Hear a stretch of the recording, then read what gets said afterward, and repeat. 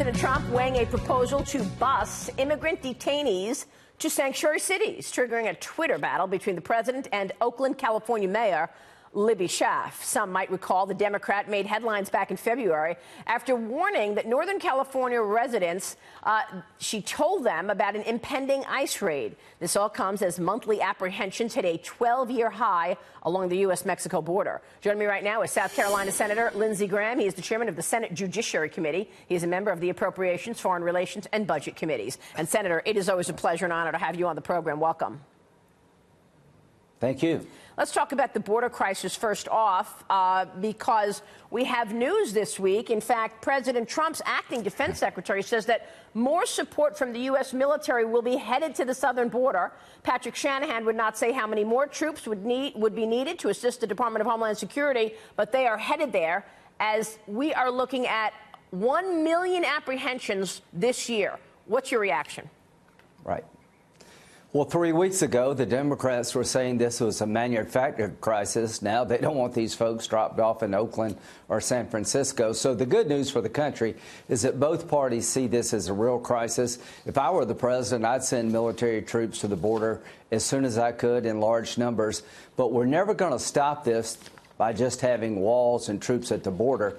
We have to change our laws so these people stop coming.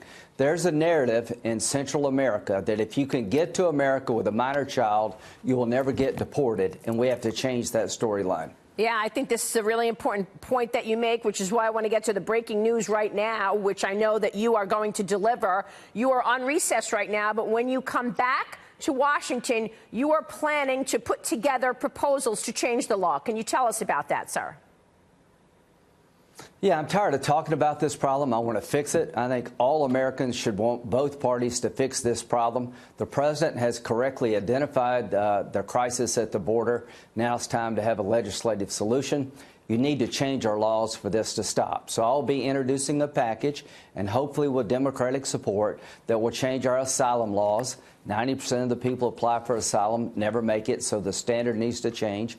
We have a court decision called the Flores decision that says you can only hold a minor child 20 days. If a family comes here with a minor child, we release the entire family after 20 days because we don't have bed space, so we need to change that decision. And also we have a quirk in our law that if you're from Central America, you cannot be sent back home as a minor child because of a law on the books that prohibits sending children back from non-contiguous countries. So the only place that we can send a child back to is Mexico and Canada. We need to be sending these kids back to Central America where they come from. So I'm going to put a legislative package together right after the break. We're going to mark it up in the Judiciary Committee, and we're going to get on with solving this problem. All right, so you're going to put this legislative package together, then you're going to bring it to a vote. That gets everybody on board, and we know where people voted. And so it will be on the record in terms of who stands where.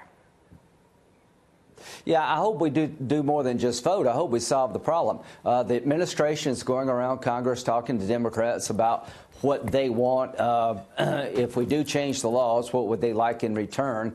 I'm going to try to find a compromise here. The president's a great deal maker, but doing what we're doing is not working. The crisis has to come to an end, and the only way to bring it to an end is to change our laws, and I will be introducing the package to change the laws that attract so many legal immigrants from Central America, and hopefully we'll get some Democratic support. So tell us about these three issues that are most important that you're going to affect change. There's the Flores decision, there's TVPRA, and then asylum standards. Can you walk us through why we have these laws on the books?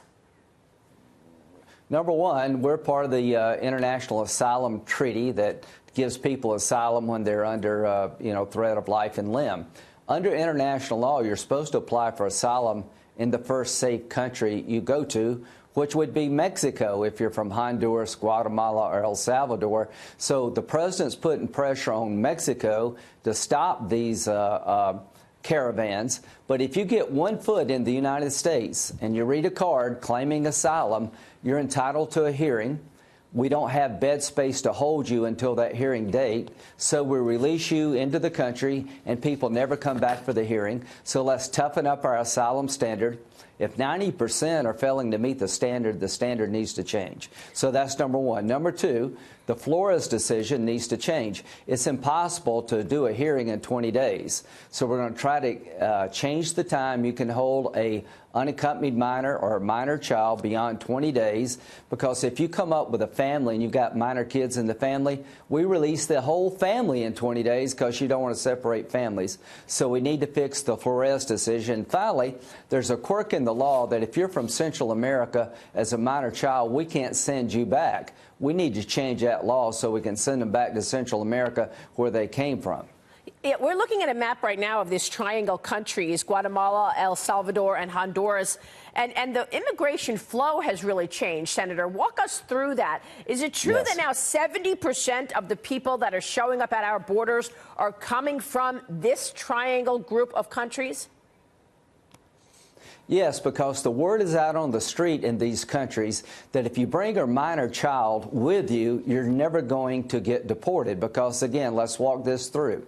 A minor child can only be held for 20 days under our law, the Flores decision. If a family of four comes, a mother and father and two minor children, we have to release the kids within 20 days. If you don't want to separate the families, that means you release the mom and the dad and they never show up for the hearing. We don't have bed space to detain them until their hearing date. So that's a problem. Everybody in Central America knows if you come to the United States and set 1 foot on American soil and claim asylum, you're entitled to a hearing. We don't have enough bed space to hold you. We don't have enough asylum judges, immigration judges. Hearings take 2 or 3 years. You're let go, and they never show up. So word's out from Central America.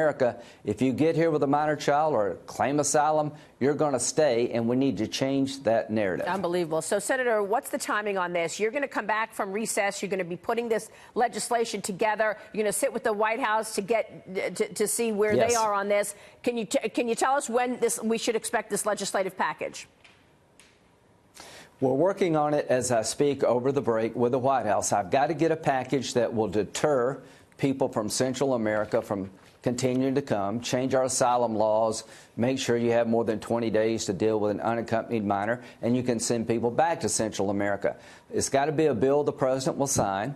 Once we get agreement between myself and the White House and Senator Johnson, the Homeland Security Chairman, who has some jurisdiction here, we'll put together a package. We'll sit down with our Democratic colleagues and try to figure out a deal that will stop this madness. We need troops at the border. We need a wall, but there is no way you're going to stop the flow from Central America until you change our laws. And these laws are insane. We need to change them.